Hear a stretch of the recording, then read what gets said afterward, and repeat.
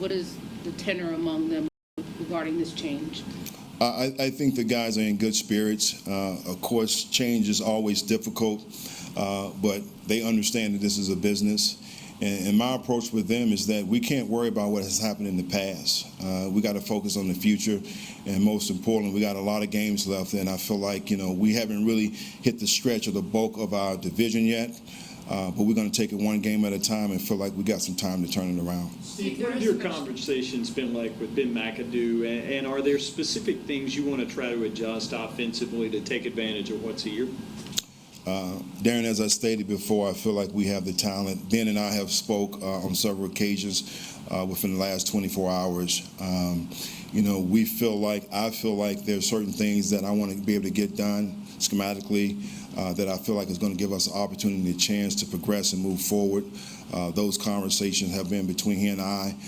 He's very receptive to those, and I think we're going to be able to get things going in the right direction. You said you want to have a different approach defensively. Can you kind of describe what that approach would be? I'm not going to get into the details of schematically what we're trying to do. I think what we've done in the past has been great, but I think you ought to constantly evolve each and every week in the things that you're trying to do, particularly on who you're playing. So, David, that's really what I'm saying in regards to everything is predicated off your opponent. Well, you got the call from Tepper to meet with him to give you this job.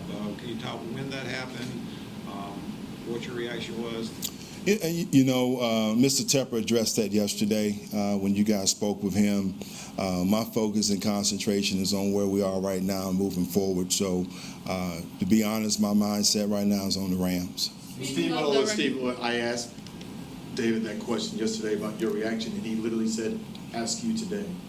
And you asked me the question, and my response is that I'm focusing on the Rams. Speaking of the Rams, there's a situation as far as the quarterback position, health.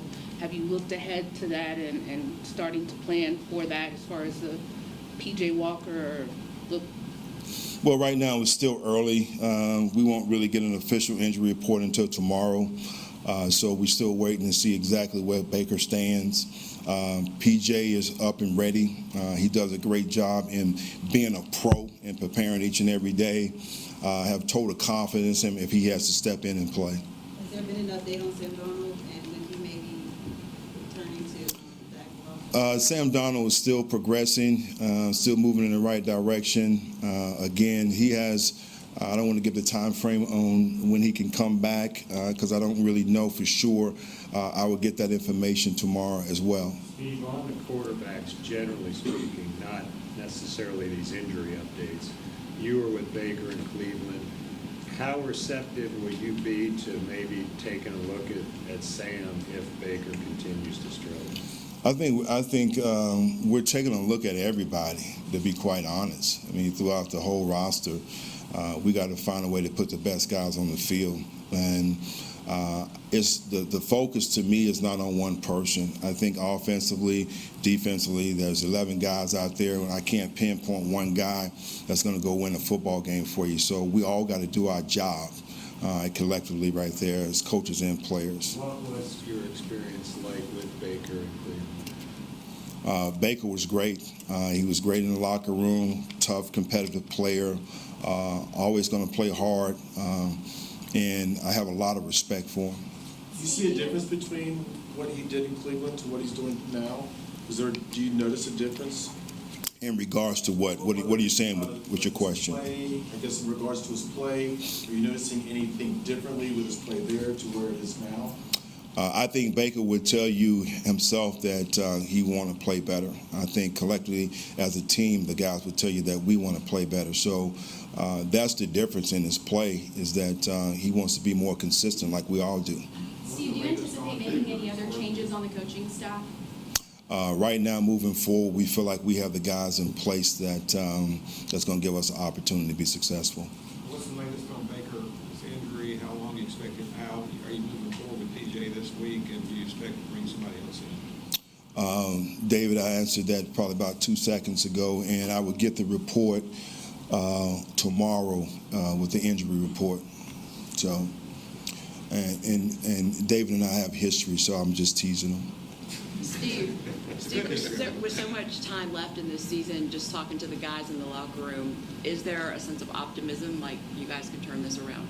Of course. I think the guys, again, realize that we have great talent within this room, within this locker room, and they feel like right now we're just not really hitting the mark yet.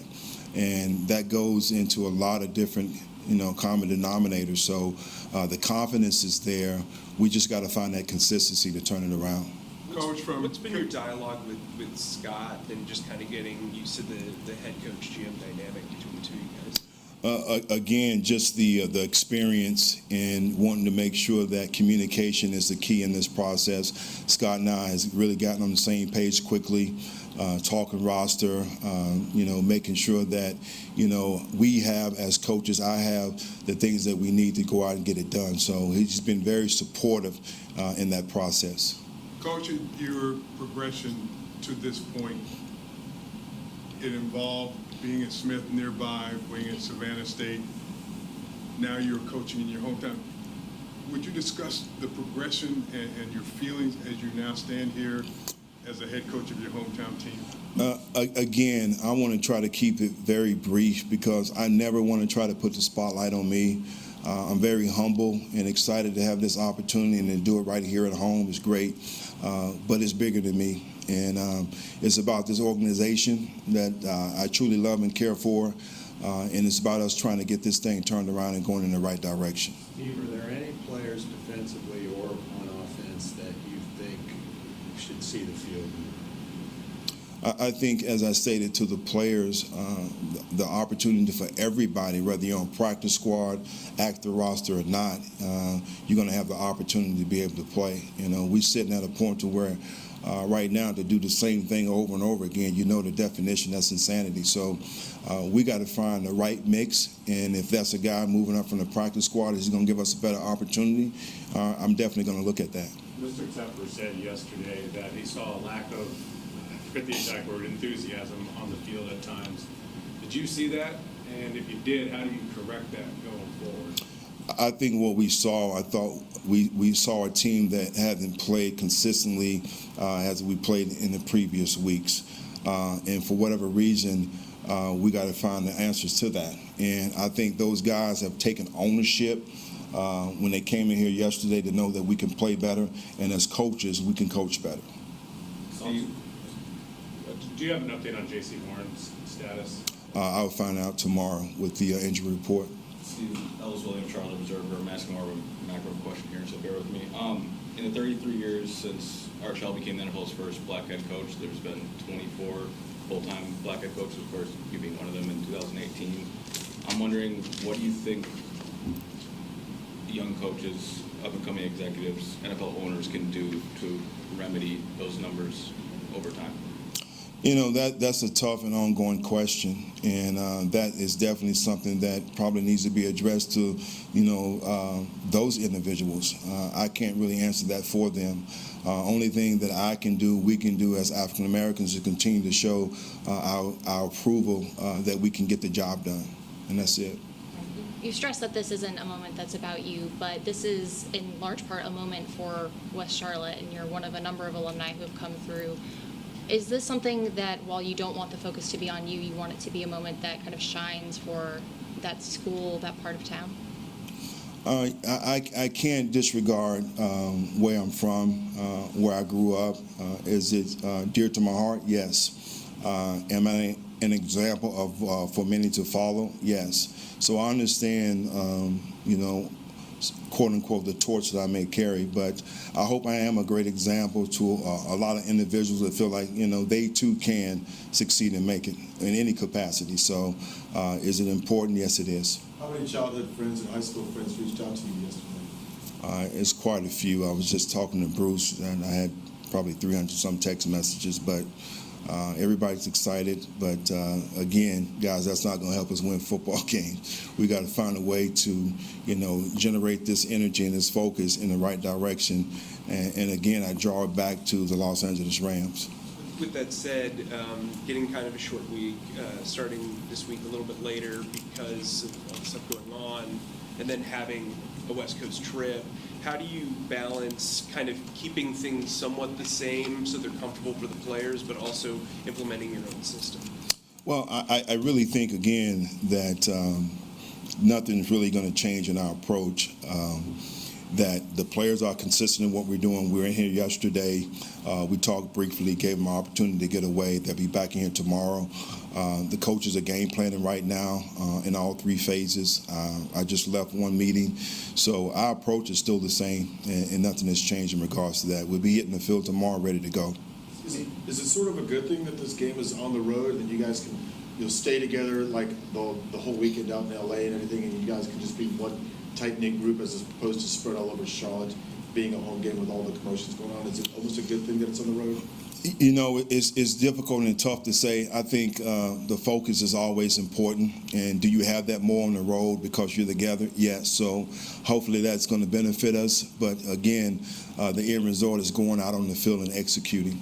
One of the points of contention, you may have kind of touched on this a little bit in the effort, was yesterday's or Sunday's Red Sea.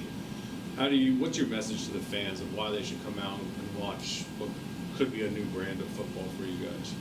Well, number one, I want to make sure that our fans understand and know that we appreciate them, and we understand too that we got to give them a good product to come out and cheer for.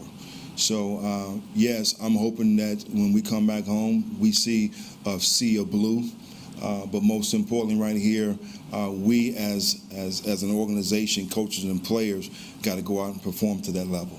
Steve, to Ellis's question, the history of interim coaches in this league has been pretty poor as far as getting that title removed, white, black, regardless. Did that give you any pause at all as you considered this opportunity? No, I didn't blink whatsoever. And again, I'm not worried about the end result. I'm just worried about winning the day and giving us an opportunity to be able to be successful. There's been a lot of talk about the culture, keep pounding, and whether or not this team has bought into it. You guys have a lot of younger players, but in your return back to Charlotte, what does keep pounding mean to you, and where is this current team at as far as adopting that philosophy and truly understanding what it means? It means a lot to me. It means a lot to this organization. It's just like anything when you come through the organization that it has to be taught. It has to be understood that this is our mantra and this is what we're about. Yes, we do have a lot of young guys, but we at that point in our season that it's about keep pounding. And in order for us to turn around, that's the mindset that we're going to have. Steve, you talked about the optimism that is in the locker room. Is there a sense of perhaps more motivation? Not that these guys weren't motivated, but they've lost their coach mid-season. Is that kind of a shakeup? Do you feel like there's maybe a shakeup in some of the mindset of some of the players?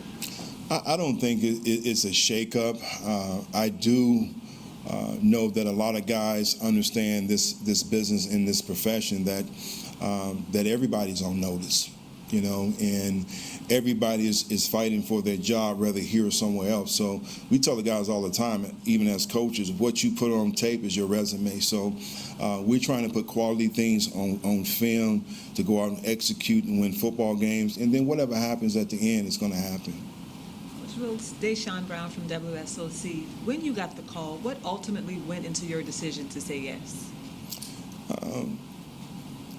Not to the point to where I even debated the situation. Is that I want to be a part in trying to help turn this thing around. So my history with this organization before is when we won 3 straight NFC South championships.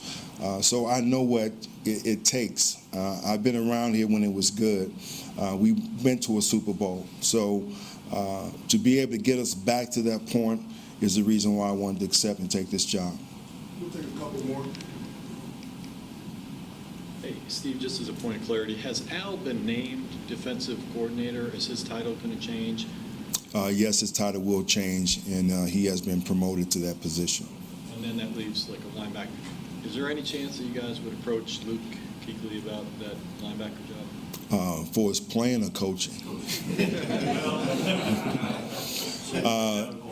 Yes, as I stated before, I feel good about the coaches that we have in place moving forward, and I'm excited about what we're going to try to get done. Who will oversee the secondary? We continue to do. Evan Cooper will have more of a stronger role, but my presence will still be in that room. Tepper said that you're a leader of men. What does that mean? Everybody has certain definitions of leader of men. I would tell you I'm very authentic, and I'm a leader of people, and I'm genuine in my approach. I'm sincere. I'm going to tell you the truth whether you like it or not, and I think when you have that kind of approach, players and people appreciate that. Do you have a guy on staff who does that for you? I know you did that for Ron, but is there a guy on staff that kind of tells you what you need to hear no matter if you want to hear it or not? Coach Holcomb. Yes. All right, thank you both. Thank you. Thanks, Coach.